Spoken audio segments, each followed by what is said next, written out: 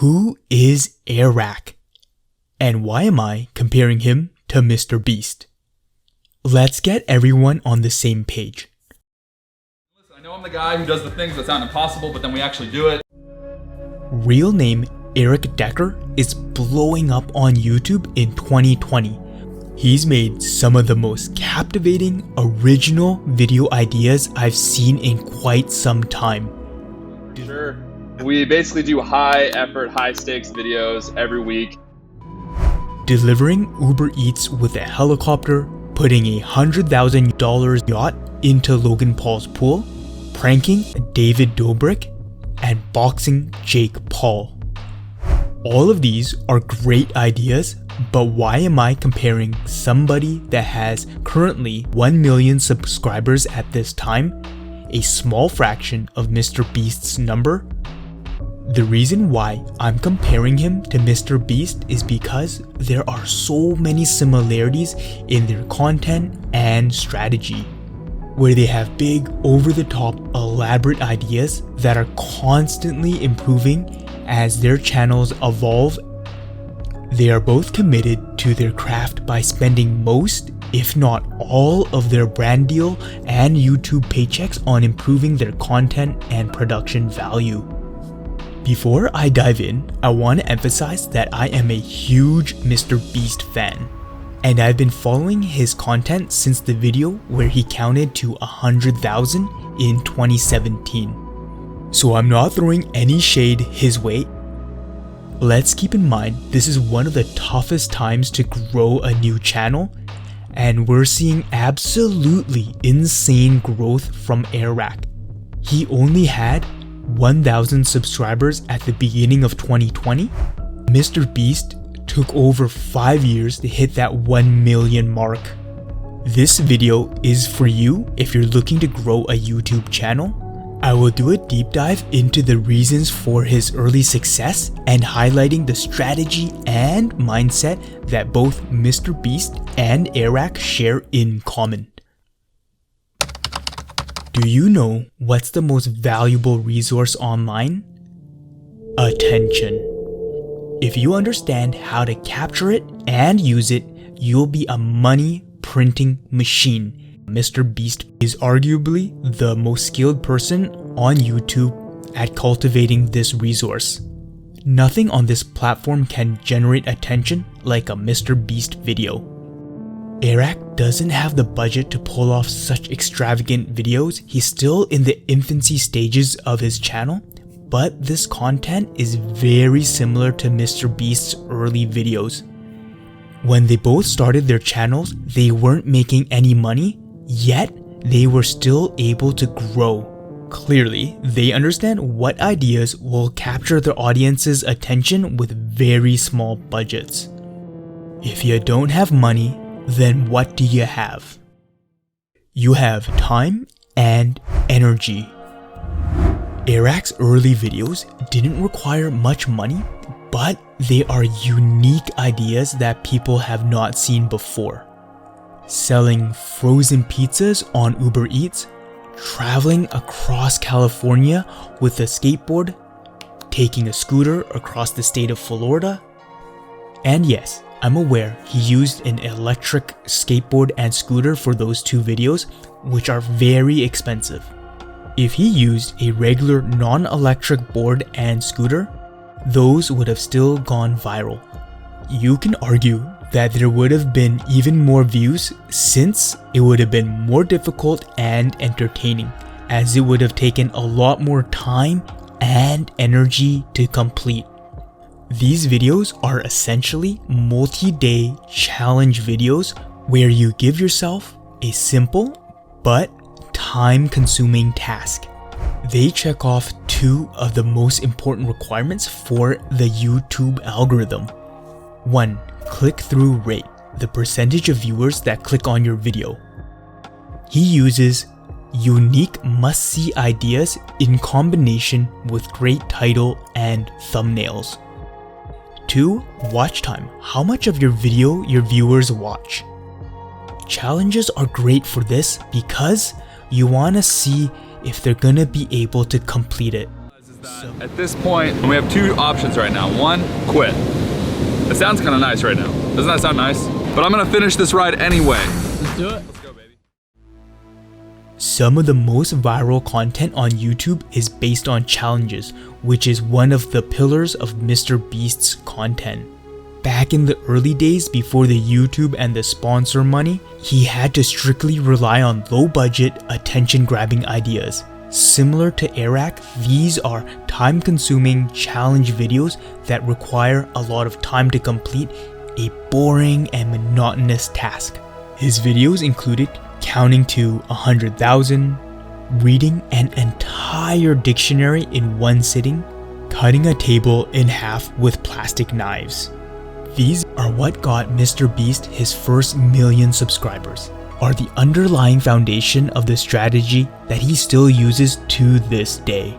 Here are two recent video examples from this year that follow the same strategy.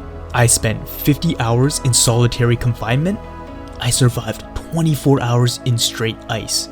Both Airrack and MrBeast use the concept of challenge videos, ones in which the task takes a huge time commitment and viewers will watch till the end to see if they're able to complete the task, help boosting the viewer retention. One of the best ways to grow your channel is to make videos on what's popular, trending, or an internet culture moment. We see plenty of channels do this, where they see something going viral and make a video about it just to get a few extra views. So then, what's Airrack doing that's making him different and stand out?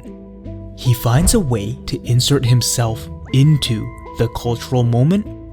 For one of his first videos to gain a lot of views, he capitalized on the attention around Stranger Things, one of the most popular TV series that Netflix has ever produced, by physically visiting the town where the show was filmed. A great example of being strategic and resourceful, capturing the audience's attention by piggybacking off the mainstream success of the Stranger Things series. There wasn't much budget involved to create this content. All he needed was directions on Google Maps, a little bit of gas money, a camera, and time for a road trip. Another example is when he challenged himself to sneak into the Jake Paul and Gib boxing match. This was a big internet moment, had the entire YouTube community's attention. So the idea is to fly all the way to Miami, somehow obtaining an all-access pass, then using that all-access pass to hand-deliver my resume to Logan Paul. In both the Stranger Things and Logan Paul video, he found a way to go over and above to insert himself into a pop culture moment. Out of every time I've been approached by anyone asking me about anything, this is the most impressive. Let's go, baby. MrBeast also uses this same strategy. The difference is he's mastered this technique. He finds creative ways to shine the spotlight on himself, essentially directing all the attention his way. The best example of this was the historic event of T-Series versus PewDiePie, the online competition, to see who would be the #1 most subscribed channel and the first ever to hit 100 million subscribers on YouTube. MrBeast inserted himself into the conversation by taking PewDiePie's side and endorsing him. But keep in mind, there were plenty of big-name YouTubers that openly endorsed PewDiePie and created content around the event. The list includes Logan Paul, Markiplier, Jacksepticeye, and H3H3, all of whom are top-tier creators that have massive followings. Then why is it that only MrBeast's name gets mentioned alongside this event? It's because his ideas were so unique, over the top, and they put in weeks of effort. Some of the videos he produced, advertising PewDiePie at the Super Bowl, buying every billboard in his city, and donating $10,000 to Twitch streamers to get them to support and raise awareness for PewDiePie. This is why whenever people mention the PewDiePie versus T-Series competition, MrBeast's contributions are the first things that come up. He essentially cemented and stamped his name into the historic internet moment. Both Airrack and MrBeast have found ways to insert themselves into internet culture. While Airrack's channel is still new, from what we've seen so far, he's found some really creative methods to mix his videos together with trending and popular culture moments. Reinvest your profits. Nothing says you care about your fans and community that you've built like giving back to the people who got you there in the first place. So how do you show that you're fully committed to your viewers? Hard cash. I'm giving away $1,000 every week to a random subscriber. Obviously, MrBeast is miles ahead and gives away way more. But what's important here is that Airrack is giving back to his fans. We're giving away a car, a $100,000 sports car. Some people might say this is bribing your audience, but to that, I say tomato, tomato. Because sometimes people watch your content and you help put a little smile on their face, provide some entertainment, but they still don't hit that subscribe button. So you gotta give them a slight nudge in the right direction. If you want to prove my point wrong, please hit that subscribe button to help grow my channel, and one day I'll do some giveaways. How does that sound? Airrack puts all the money he earns from YouTube and sponsors back into his videos. Probably no, I'm not afraid to spend money on these videos. Actually, I've spent all my money on these videos, yeah. Every penny that I've made off of YouTube, I have literally reinvested into these videos. This is pretty much the same strategy as MrBeast. They level up their videos every chance they get, since his content has good production value and big over-the-top ideas, making it quite hard to produce. Today I just spent $17,000 on Logan Paul's couch, but the reality is that I'm sleeping in a apartment that looks like this. Both MrBeast and Airrack have strong business acumen. They understand that during the first few years of your YouTube career, when your channel is in the growth stage, during this time, the profits you make should be reinvested back into the channel. In just a few short months, Airrack went from this. So the plan is to see how far can you take one of these electric scooters. Eric and Preston react to old people trashing Eric. What's going on, guys? We are here in somewhere in rural Georgia. So I decided to see if I could start my own store on Uber Eats.